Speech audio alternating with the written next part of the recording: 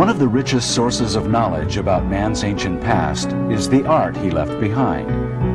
From the earliest times, human beings have recorded their impressions on the walls of caves, on the surfaces of pottery and stone, and in the form of sculptures. But when artifacts are found which portray images of dinosaurs, are we to conclude that man and dinosaurs lived at the same time? In this program, we will investigate two of the largest and most controversial collections of artifacts ever found, which show humans interacting with dinosaurs. The Acámbaro figurines of Mexico and the Ica stones of Peru. Do these artifacts suggest that ancient artists were eyewitnesses to living dinosaurs? According to our present understanding of man's development, this is impossible. While dinosaurs flourished during the Jurassic period, they supposedly became extinct almost 65 million years before man walked the earth. The Acámbaro figurines and the Ica stones have been investigated by some scientists and labeled a hoax. Yet others feel these investigations were superficial and inconclusive. They claim the collections have been unfairly judged because of the implications of man and dinosaurs living together. As a result, both of these amazing collections of art have remained mired in confusion. Now, an independent archaeologist takes an unbiased look at these controversial artifacts and reveals the amazing story behind them.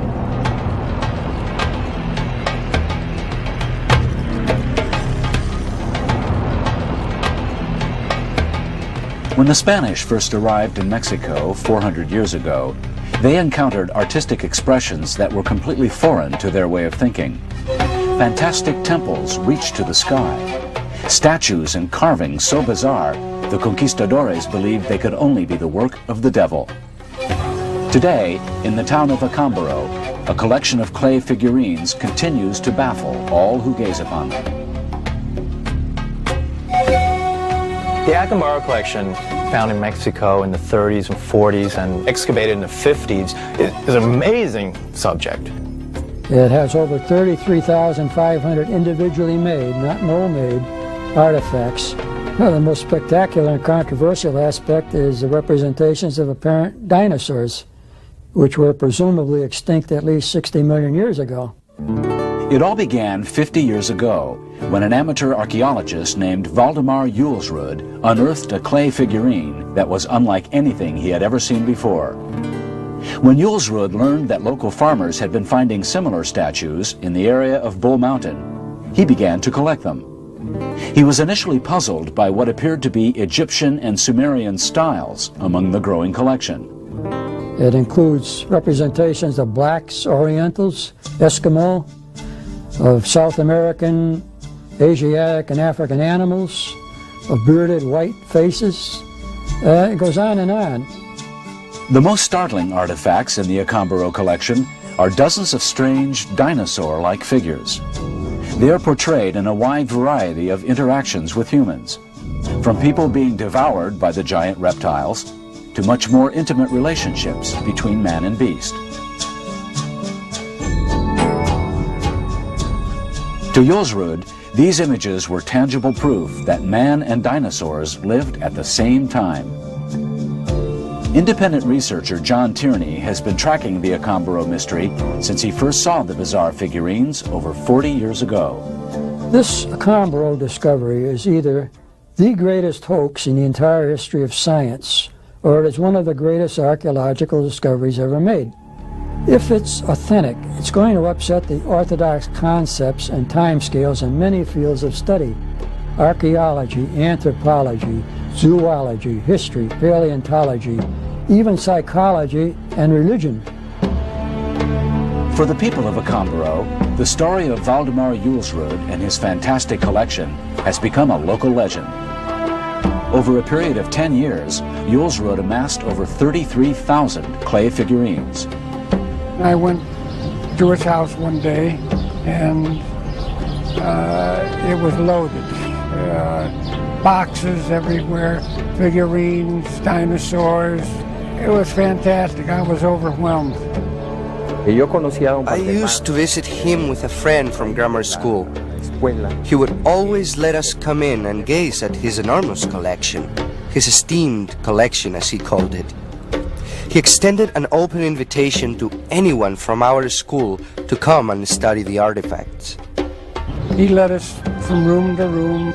He was sleeping in the bathtub at the time. It was just so loaded with these artifacts. He would always explain to us how significant the collection was, and we were so impressed by its enormous size and importance. To his credit, Julsrud never tried to commercialize or profit from the collection, but it never attracted the serious scientific attention he felt it deserved. In 1954, the Mexican authorities sent a team of official archaeologists, 4 members, very prominent archaeologists, to Acámbaro. They, at the site, mind you, at a site of their own choice, excavated scientifically samples of these Julsrud artifacts, and they agreed that they had to be authentic. But 3 weeks later, they filed a report claiming they could not have been authentic because of the fantastic representations of dinosaurs and other creatures. And that is where the situation has remained ever since. This is something that has been largely ignored by the scientific community, simply because it's so incredible it can't be true. The implications of this discovery are so immense that it would seem to me that anyone of education and intelligence would not rest until he found an answer to it. Tierney's challenge was accepted by Neil Steedy, an archaeologist who has worked for the Mexican government for over 20 years. I am what is known as a contract archaeologist. I'm not locked in to an established mindset. I've seen reports from both camps, and some people claim that no, they were artifacts that were created on the spot for him and they were sold to him, whereas other people claim no, they were found in the area and they are authentic ancient artifacts. Are these items of ancient manufacture, or are they of modern manufacture? And that's what we're going to try and judge. The first hurdle to confront Tierney and Steedy was the exact location of the fabled collection. There was a real concern that the entire collection could be lost. Town Councilman Senor Ignacio Nares recalled rumors that several old boxes of clay statues were stored in a locked room nearby. Could this be the legacy of Valdemar Julsrud? The councilman was intrigued and granted permission to investigate.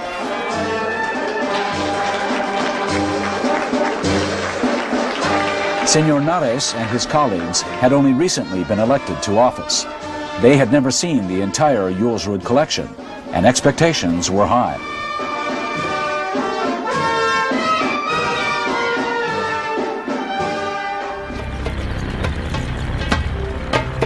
The next morning, the team was ready to enter the storeroom, but the door had been locked for years, and the key was nowhere to be found.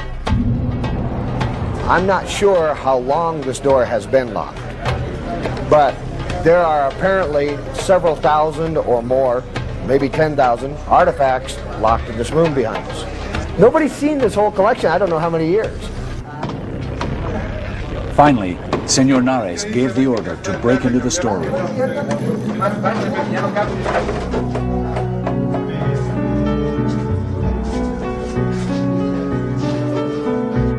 The original collection was said to contain more than 33,500 figurines. It says here something like 42 pieces. It says how many pieces. That gives you 40, that'd be 4,000 pieces, approx. If that figure remains true, which of course you don't know. According to rumor, many of the statues had gone missing, or were broken or stolen. Wow. Es la cultura, ¿no? The idea today is to go through every artifact, however many there are. And if they turn out to be modern renditions, that's part of the show. What can you say? What does that look like to you? I've never seen one. As the storeroom began to yield its treasures, it became clear that there were many thousands of artifacts to be examined. Neil worked methodically, categorizing the figurines by style, size, color, and subject. It would take time, but he was determined to examine each and every artifact. I can't believe this man has walked onto the scene. He's a professional archaeologist, and he's just the type of open-minded person that we've been looking for over the years. Here we have these two dinosaurs, which I suppose are representing a dimodon by the fin. It's interesting, they only have two front legs. Were they done in the 1940s? If they were done in the 1940s, people knew what dinosaurs looked like, and they were a fairly common item that people were aware of, and so it would be easy to make something like this. If they date late as 1000 AD, already we have some problems, because even at 1000 AD, nobody that we know of had been digging up and putting together dinosaur skeletons, so how would they know what it looked like? Let's suppose this artifact itself actually dated 4000 BC. If it dated 4000 BC, it wouldn't be so much the human factor as our dinosaur factor we'd have to bring forward, rather than pushing humans back. Did man live at the time of the dinosaurs? I personally find that very difficult to believe myself. I'd rather believe that some dinosaurs lived to a much later stage than we believe today. What I want to know is what the truth is, and give us a scientific basis to be able to substantiate that truth. Even with the help of volunteers, it would take 4 days to examine and categorize every statue in the storeroom. We've now cleaned out the aisle, and it looks like, well, we've got light in here now too. We've got about 50. Oh man, look at this. They didn't tell me this. There's a whole nother door here. Oh man, there's a whole room here. Halfway through the investigation, Neil and his team had examined over 10,000 individual statues. He was beginning to form an opinion as to the authenticity of the figurines. I'm having some great doubts about the large part of the collection. I'll give you a quick example.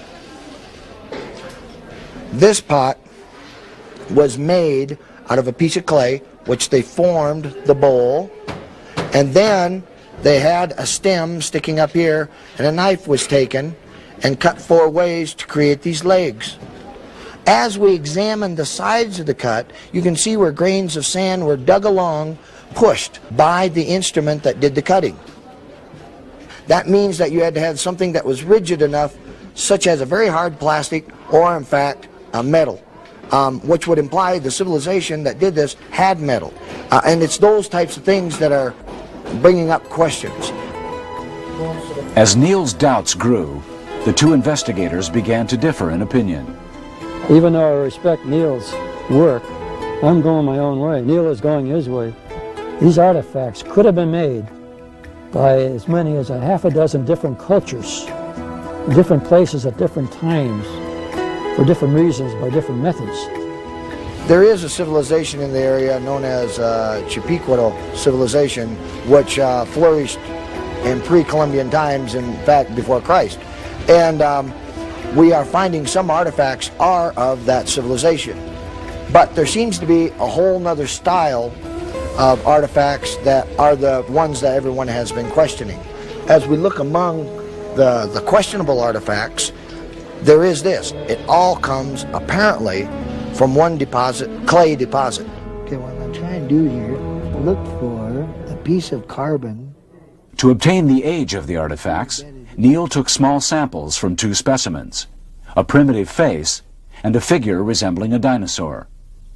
These samples would be carbon dated by a professional laboratory when he returned to the United States. That's going to be all I need if I can get it. The next test would be to try to find a figurine actually buried in the ground. According to the reports gathered by Tierney and others, the majority of the collection had been unearthed along the base of Cerro Toro, or Bull Mountain. They were buried in shallow pits in groups of about 20 to 40. It was said you could find them almost anywhere along the foot of the mountain. Neil consulted a map of the area and calculated the chances of finding new Acámbaro figurines in unexplored soil.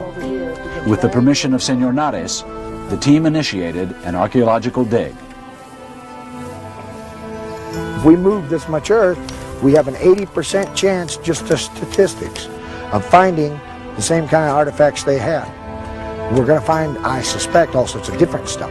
But if we do that much, we can say, hey, the statistics tell 80% chance. That's darn good chances. Anybody take it in Las Vegas. Before long, pieces of clay statues began to appear. These two seem to be pot handles or legs, are similar in structure as to size and structure of a lot of those animals. There's the possibility that, in fact, they're related. What we have to demonstrate is, are they the same type of pottery or not? Do they date the same or not? The team worked methodically, digging and sifting down through the stratified layers of earth, looking for remnants of previous cultures. Once we set up the stratification, that we can compare it with the other side where the machines are dug, then we'll have a point of look at this one.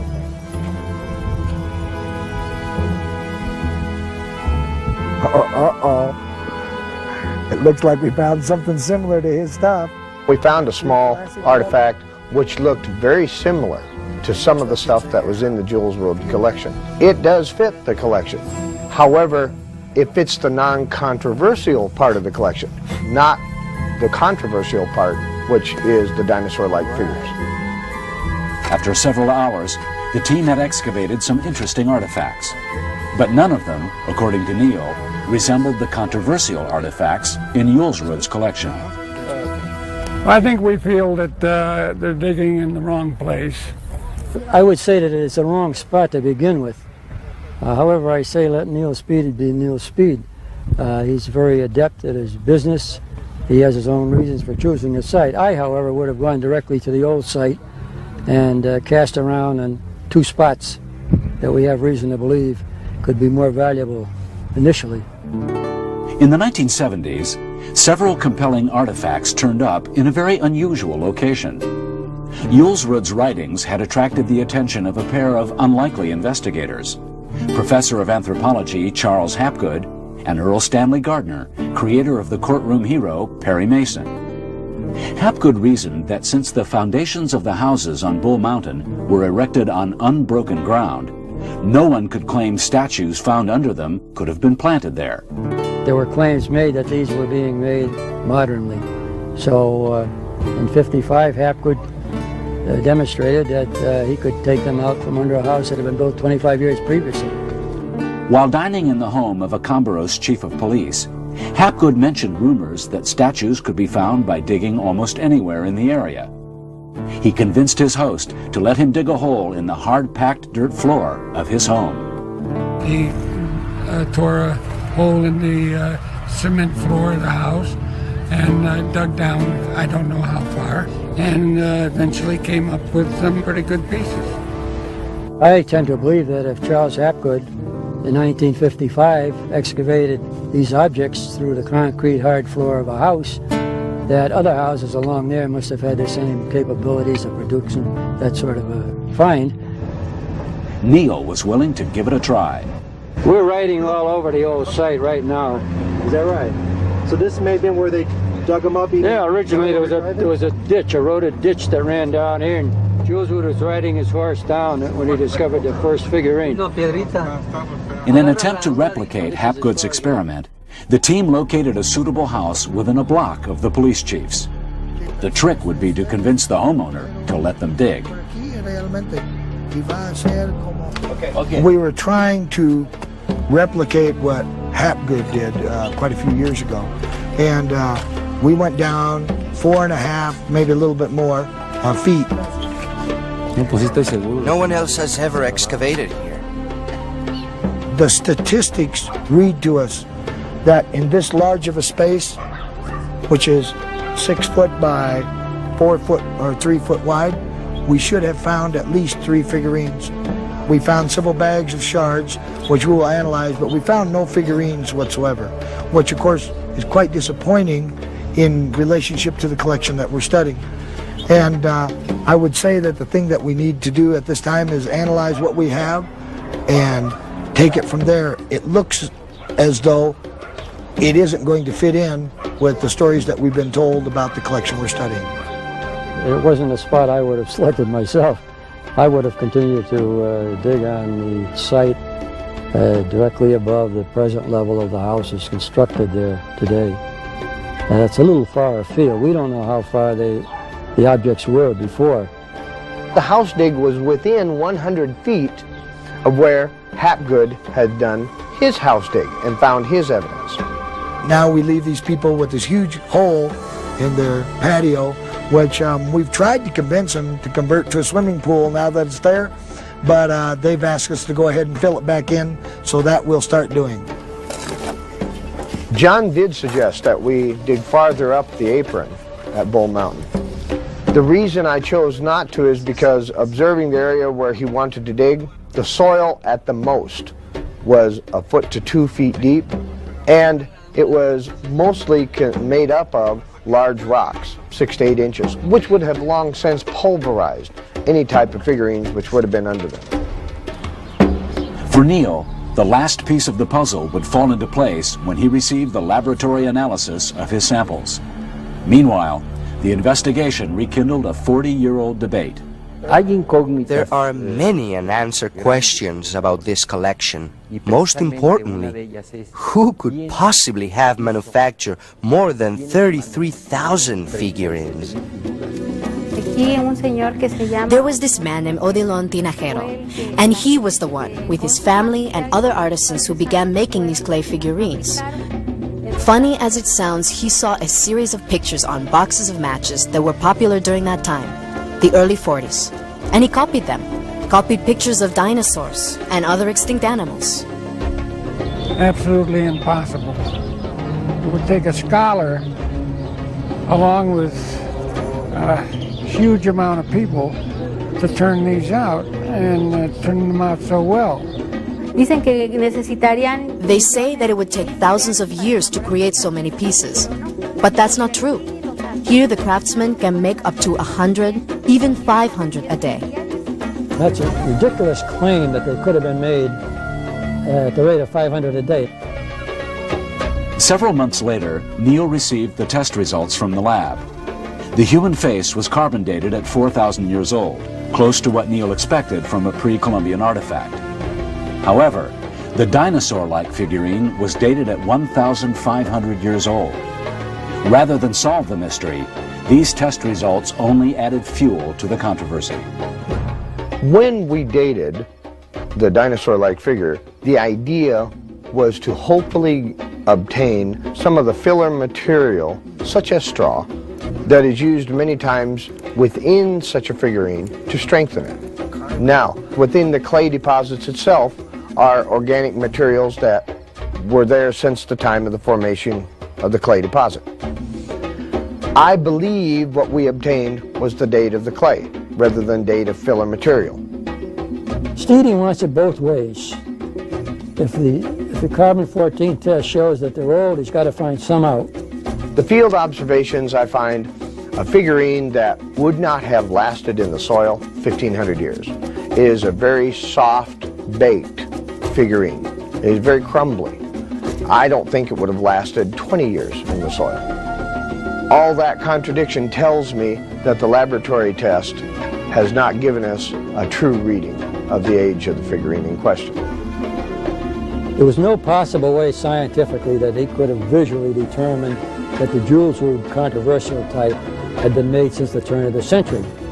I really have reached the point where I have to say that Neil Steedy seems to be the Inspector Clouseau of modern archaeology. Today, the Acámbaro figurines are on display for anyone to see.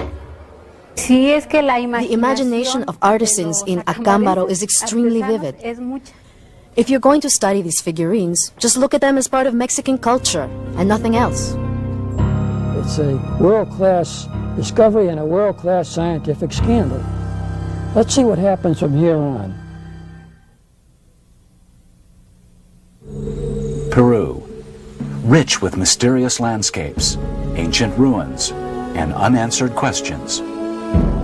100-ton blocks of granite fitted together with the precision of a jigsaw puzzle suggest a technological capability far beyond our understanding.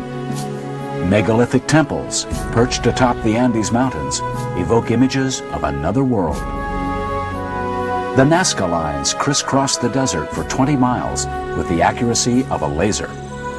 Gigantic figures are made of one continuous line, as if drawn from the air by the finger of a god. Some feel the mysteries of Peru are merely the work of indigenous cultures. But one man insists they are evidence of a technologically advanced civilization that flourished millions of years ago. He claims he has the proof of their existence. In 1966, in the nearby town of Ica, Dr. Javier Cabrera began a collection of extraordinary engraved stones. Carved on these stones are images that seem impossible. Skilled surgeons performing a complex heart transplant, using acupuncture. Ancient pilots hovering above the ground in a flying machine. Astronomers gazing at the stars through what appear to be telescopes. According to Dr. Cabrera, these inscribed stones are records of an ancient culture which was far more scientifically advanced than any we have ever imagined. I thought it was really far out and completely loopy and cranky, but the photographs caught my eye. I was profoundly attracted to them, very interested, and at the same time very challenged. So I call it an intellectual shock. I've even called it an intellectual cataclysm because it challenged my training, basically. Dr. Cabrera calls these 11,000 artifacts a library in stone. They seem to be pregnant with knowledge and meaning, but what was their meaning? I was completely at loss. While the level of technology recorded on the stones has stirred much controversy, vivid portrayals of dinosaurs are even more disturbing. Many of the stones accurately depict Brontosaurus, Stegosaurus, Tyrannosaurus rex, and flying pterodactyls. How can this be? According to Dr. Cabrera, these ancient scientists knew how to kill the giant reptiles.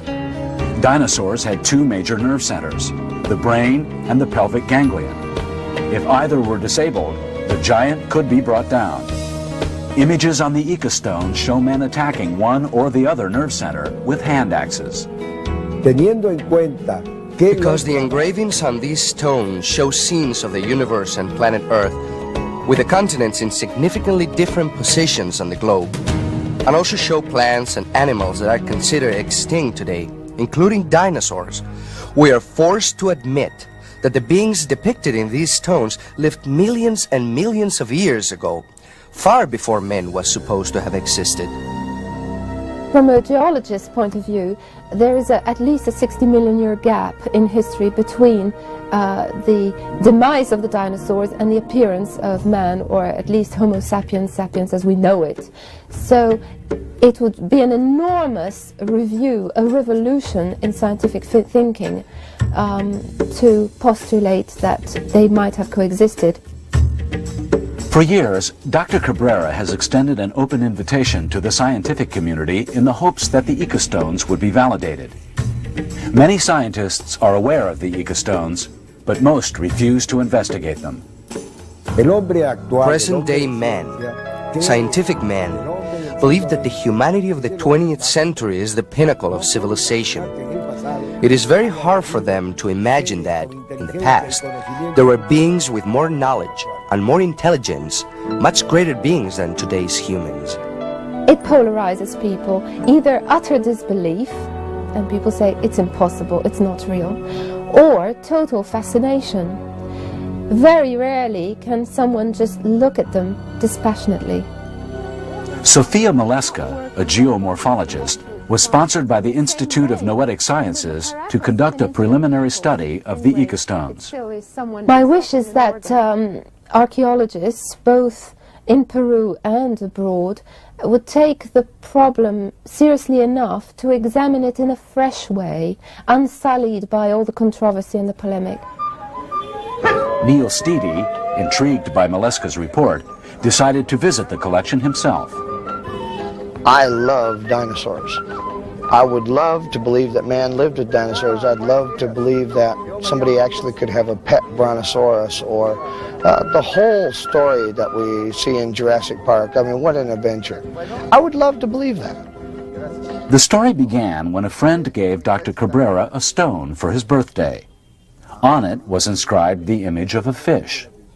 Because of his training as a medical doctor, Dr. Cabrera recognized the fish as a prehistoric species which has long been extinct.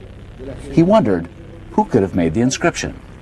The collection itself is unusual in that you have themes that are not portrayed in other similar collections. There is no civilization that I know of which shows brain transplants, stomach transplants, complete blood transfusions, and so forth. In this series of stones, according to Dr. Cabrera, we see details of an advanced surgical procedure, a heart transplant. In the first stone, a pregnant woman is reclining with a tube attached to her arm. This tube is removing blood, which is passed to a small bottle. The bubbles indicate that a chemical exchange is taking place. According to Dr. Cabrera, a hormone is being filtered out and the blood returned to the patient. This hormone, which only pregnant women have, is an anti-rejection hormone, which naturally prevents the fetus from being rejected. In the last stone of the series, the new heart is irrigated with this hormone and surgically placed into the recipient. It is obvious that these beings were depicting the many technological feats they had achieved, such as the unusual flying machines shown on some of these stones. In these stones, ancient pilots are riding in a craft which resembles a bird. In some drawings, these flying machines are hovering over dinosaurs, while the co-pilot seems to be observing the heavens through a telescope. In many of the Ica stones, men seem to be gazing at stars and comets. Dr. Cabrera believes that they were recording the comet which crashed to Earth and caused the extinction of the dinosaurs. They do have a similar art style, which makes them look like they all should be grouped together. After collecting and studying these amazing artifacts for almost 30 years, Dr. Cabrera has a fascinating interpretation of what this ancient library means. You can see by the very large brain capacity of the beings depicted in these stones that they had far greater cognitive ability than we do today. Present-day man, who thinks he discovered all knowledge, is not as intelligent as the man that appears on these stones. These stones carry a message, a fundamental message left by an advanced race of humans that preceded our own by millions of years. They themselves faced a catastrophic demise, and they told their story the only way they could, by inscribing images of their world on stones, teaching the next human race how to live in and take care of this universe. The problem with the reasoning that Dr. Cabrera uses is that he says, the message reads as such, this proves that it is authentic. And the problem with that is there is no scientific reasoning there. What we are looking to judge at this moment is the antiquity of the stones. The reading will make no difference as far as proving the antiquity. Proving the age of the Ica stones is more difficult than one might assume. There is no scientific test that can accurately date when a stone was carved. If you date the stone itself, what are you dating? The age of the stone. The stone could have been made 20 million years ago, and so the stone will date 20 million years old. So what we are more interested in is the patina that covers the stone. Patina will be the oxidation or the aging that sometimes made up of algae and not just oxidation, which appears on the surface of the stone. The proof of antiquity is elementary. I did laboratory tests at the University of Lima, the University of Bonn in Germany, and I also sent samples to Joseph E. Blumrich of NASA. All came to the conclusion that the engravings in these stones are covered with an ancient patina, which proves categorically that the stones are ancient. If we have a stone that has this patina and you etch something into it, as is done on the Cabrera stones, that patina is broken on the surface and it is not down in the grooves of the etching. You can pick any stone you want and do whatever analysis you want on it. Neil took 2 of the stones for further study. Oh, these are the samples? Although there were many artifacts to examine, the most important element in determining their age was missing: the context in which the artifacts were found. The river Ica, several years ago, flooded its banks and washed away a new area, opening the mouth of a cave that no one had ever seen. Some of the treasure hunters of Ocucaje discovered the cave, and when they went inside, they found thousands of these strange engraved stones. They brought the stones to Ica, and the people of Ica thought, they're not real, they're not authentic, they were made by the farmers. Dr. Cabrera has stated that there was a cave, and in fact that he has been to the cave. He described the interior of the cave and the contents of the cave. Therefore, it has become a very real cave in our discussions. However, what is the evidence of the cave?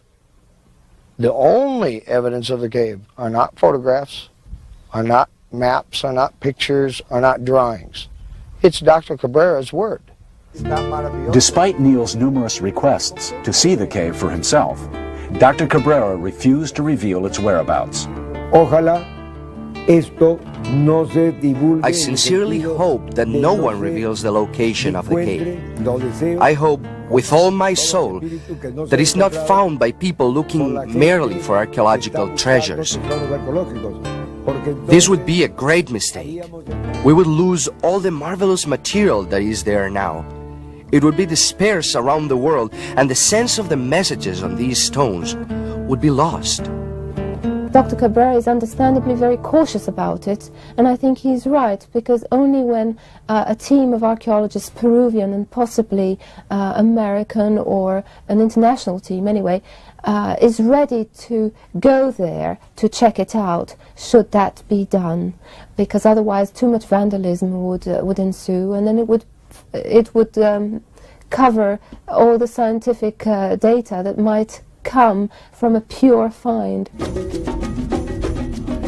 The desert town of Ocucaje has long been known for the grave robbers, or huacaros, who live there. Neil reasoned that if huacaros had originally found the cave, maybe they could help. Rumor had it that someone had unearthed a new cache of Ica stones from an ancient burial site in the area. A midnight meeting was arranged. The huacaros claimed the stones were found beneath the decaying remains of a mummy, suggesting they could be at least hundreds of years old. But once again, the context of these artifacts could not be verified. Grave robbers rarely admit the source of their discoveries for fear of arrest. I need some type of hard evidence. We have the artifacts out of context. Not knowing how they were placed in context originally, that is, all the surrounding things that should be with them, then we don't have any idea what goes with them. So we have to judge the artifacts by themselves. So to say they're found in a cave is irrelevant. It doesn't matter where they're found, they're now out of a cave, out of context. At the museum in Ica, many remnants of ancient cultures are on display, but noticeably missing from their shelves are inscribed stones. Neil learned why from Peruvian archaeologist Fernando Herrera. The inscribed stones in the museum are kept away from public view because of the controversy surrounding Dr. Cabrera's Ica stones. Mr. Herrera offered a rare glimpse of these controversial artifacts to his fellow scientists. The authentic stones found in Inca tombs are much lighter and have quite a different flavor to them than do the stones that are in Dr. Cabrera's collection. True, they portray for the most part domestic animals, well, and some non-domestic animals of the area, but the style on it is they have a lot finer workmanship on them, and the cuts aren't nearly as deep or as brusque as they are on the Cabrera stones. My view is that we have again a very complex picture of a core of ancient stones created by a very sophisticated ancient culture.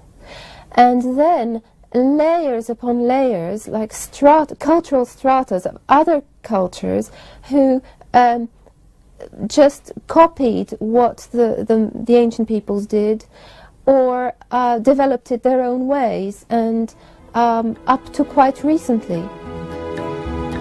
The investigation seemed to be at an impasse. If no one would reveal the location of the cave, perhaps there was another road to take. Neil's path led to the door of Basilio Achuya. We took these two stones to one of the people that claims to have fabricated the stones for Dr. Cabrera. And by surprise, we showed them and said, "Do you recognize these?" He goes, "Oh yeah, I did those about 10 years ago," among a series of them. And when asking them to describe other stones that he did at that time period, he described the stones that were on either side, above and below, these same artifacts. For a long time I was working in the fields, and it was a lot of hard work. When I first saw some of these ceramic pieces of the ancients, I started copying them to sell. Then I saw that it could be done in stone also, so I started looking for soft stones that I could carve on fairly easily. Doing that was much easier than working in the fields. I've brought Dr. Cabrera about 11,000 stones, but he also has some real ones. Do you have any idea how many? I don't know, maybe about 5,000. After speaking to several people in Okukahe, we find that we have quite a few artisans who are claiming to have done many of the major stones, and in fact, as a summation, all of the stones that are in Dr. Cabrera's collection. Dr. Cabrera admits that many of the stones have been faked to sell to tourists. However, he maintains that all the stones in his collection are real. If any fake stones exist today, it is only a recent occurrence. It is only now that they have become famous, now that the whole world, including people of all disciplines, have learned what is inscribed on these stones. But I can easily tell which are real and which are copies by how they are engraved. The engravings on a recent stone, a fake stone, they don't have the patina in the grooves of the stone. This allows us to tell whether the stone is ancient or recent.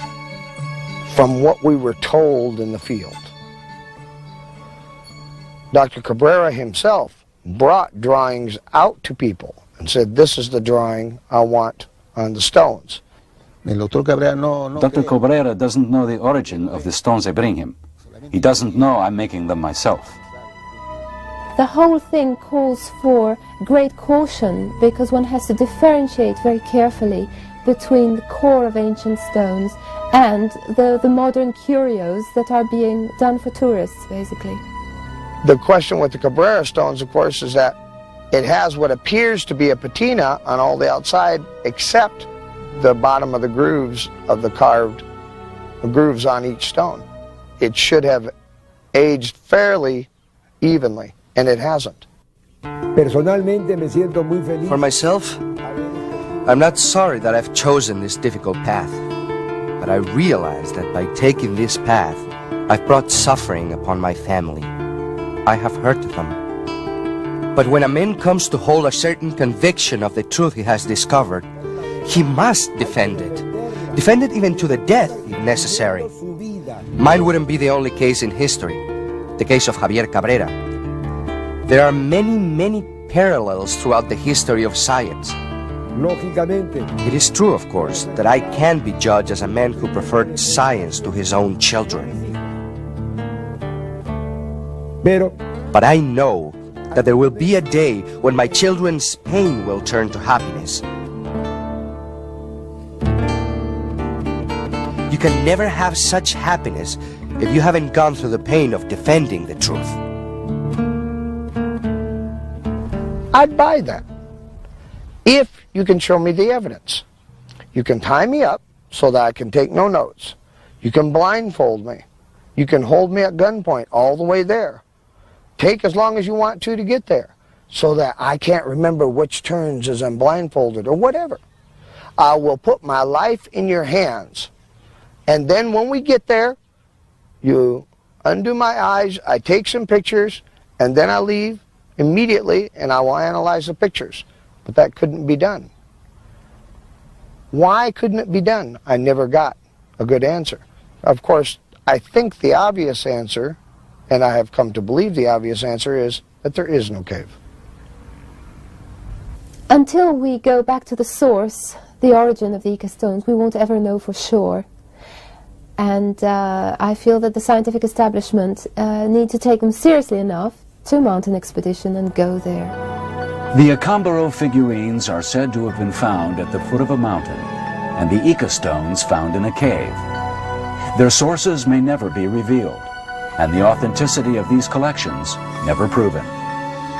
But if anomalous evidence is simply ignored, valuable knowledge about the history of man may be lost forever. Very recently, I was speaking to a couple of colleagues at a convention, and the colleagues were asking, why would anyone waste their time doing this type of stuff? And the answer to those colleagues simply is, because you won't. Someone needs to. Someone needs to be not afraid to go into the stuff that is controversial. And to my colleagues, I'd like to say, don't be afraid. It doesn't hurt.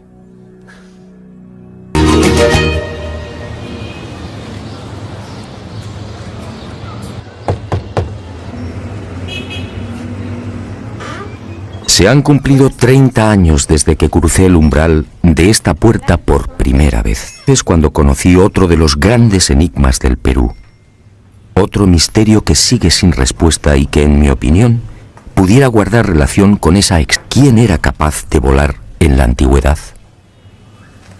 En esta casa museo y durante más de 3 décadas, el doctor Javier Cabrera, desde el año 2001, fue reuniendo la más increíble colección de piedras grabadas. El conocimiento establecido, ¿verdad?, nos parece inamovible. La ciencia ha caminado moviendo ese conocimiento y permutándolo por verdades que sí son ciertas. Ahora,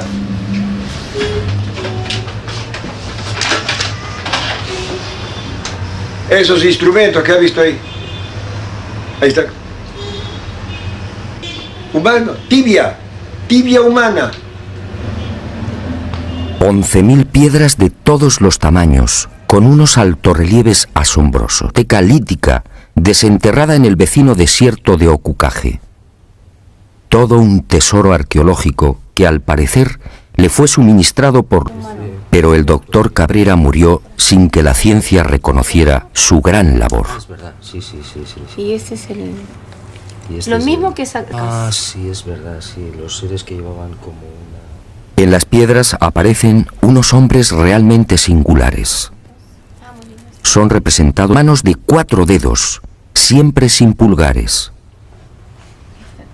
¿Quiénes son estos seres? En opinión del doctor Cabrera, unidad desconocida y remota, que habitó la Tierra hace millones de años. Una humanidad, aseguraba el médico peruano, y una tecnología extraordinarios. Y por razones desconocidas, desaparecieron. Pero antes de extinguirse, esta supuesta humanidad dejó un legado.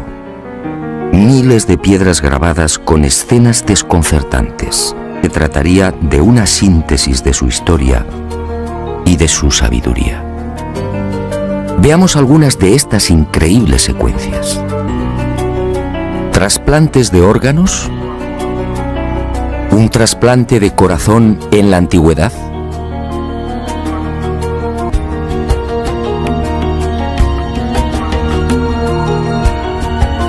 Transfusiones de sangre. Cesáreas hace millones de años.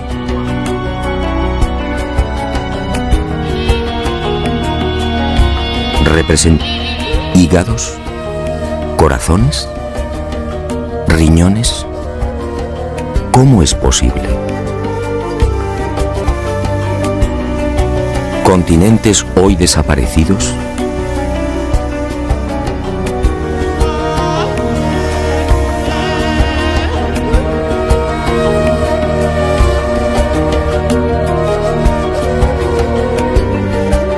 animales antediluvianos, grandes dinosaurios.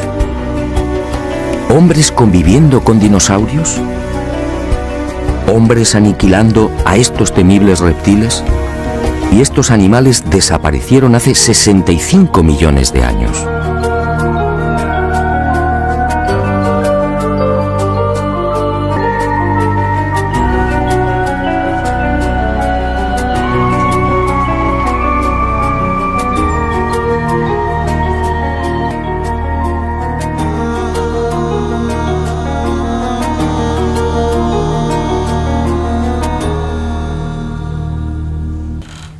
A lo largo de estos últimos 30 años, en las numerosas visitas a Ica y al desierto de Ocucaje, traté de descubrir el yacimiento del que supuestamente piedras grabadas. Y a veces también se encuentran seguidas.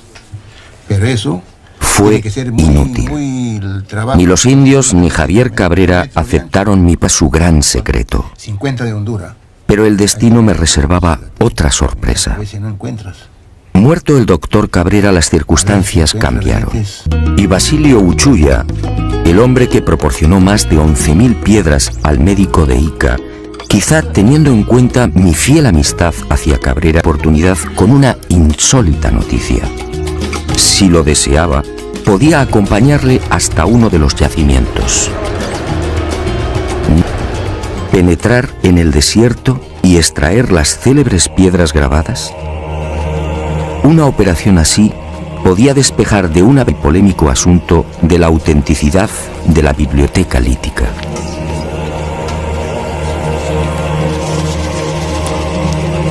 Eran las 08 horas de un caluroso miércoles 16 de enero del año 2002. Y nervioso.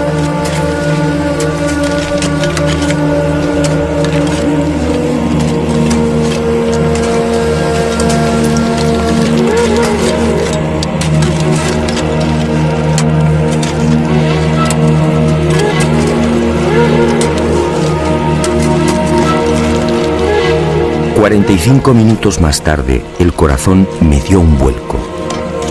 Uno de los indios, Omar, detuvo la pala ya semi-enterrada. Y observamos que el terreno está perfectamente apelmazado. Por tanto, es muy difícil que haya habido algún tipo de manipulación previa. De momento, terreno completamente intacto, apelmazado. No podía creerlo. Ya cede.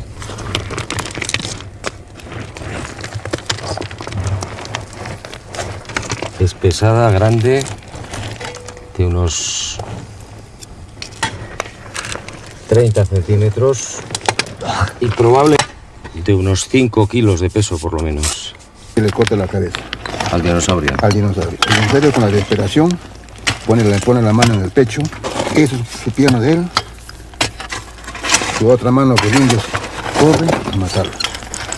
Su plumaje. Y a este primer hallazgo le siguieron otros. Cubrieron nuevas piedras grabadas a razón de una cada 10 minutos. Es la tercera. Todas ellas, en apariencia, habían sido sepultadas. La ha encontrado Omar, ¿no? Sí. Omar. Sí. Y vamos a proceder a la extracción. Completamente apelmazado, que no se ha tocado evidentemente pues en muchísimo tiempo.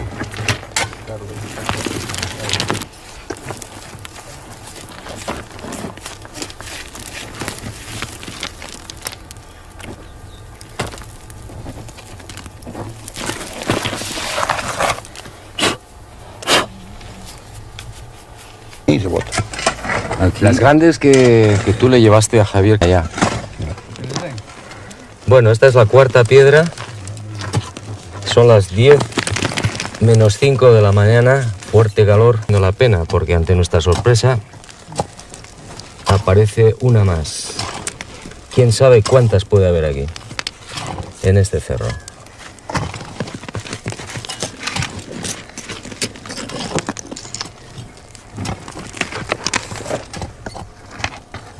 Hoy, a las 10 de la mañana, en pleno desierto de Ocucaje, Basilio Uchuya ha accedido a llevar por primera vez a un equipo de televisión hasta uno de los yacimientos y nos hemos llevado la gran sorpresa. En 40 minutos han conseguido extraer 4 de estas misteriosas piedras. Sin duda... Aquella experiencia, sinceramente, me dejó perplejo. Y sentí una extraña alegría. Primicia mundial venía a compensar muchas de las amarguras sufridas por el doctor Cabrera. Y brindé por él y por la valentía. Pero este importante hallazgo solo era el principio de una nueva investigación. Ahora debía su batería de minuciosos análisis. ¿Se trataba de grabados antiguos? ¿Estábamos ante una humanidad perdida y remota? Se oscureció mucho más. ¿Quién podía volar en la antigüedad?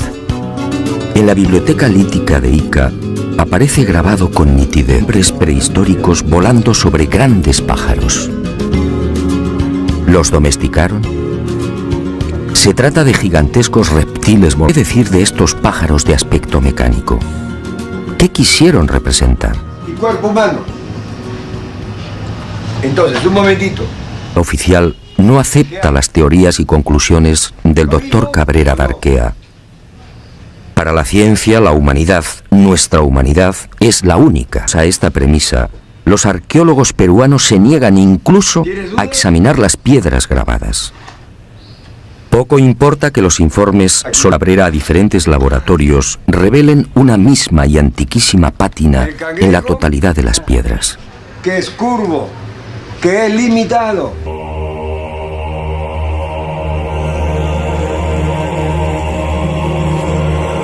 Como tampoco importa que algunas de estas piedras grabando de tumbas precolombinas. Este fue el caso del rector de la Universidad de Ingeniería de Lima, Santiago Agurto, quien en 1961 piedras en otras tantas tumbas al sur de Ica. Tumbas cuya antigüedad fue estimada en 2.300 años.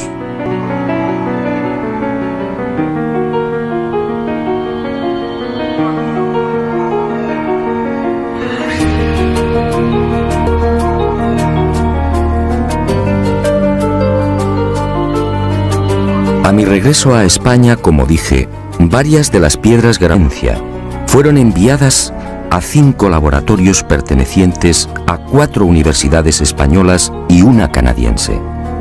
Aunque los primeros análisis arrojaron el siguiente resultado.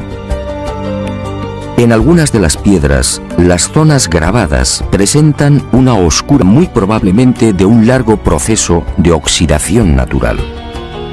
En palabras sencillas, esos grabados no son recientes. Estudios en otras piedras han puesto de manifiesto que las incisiones presentan una clara factura moderna. Los grabados habrían sido ejes motorizados. En suma, según estos análisis, y por ahora, algunas de las piedras extraídas del cerro y otras antiguas. El enigma, por tanto, sigue en pie.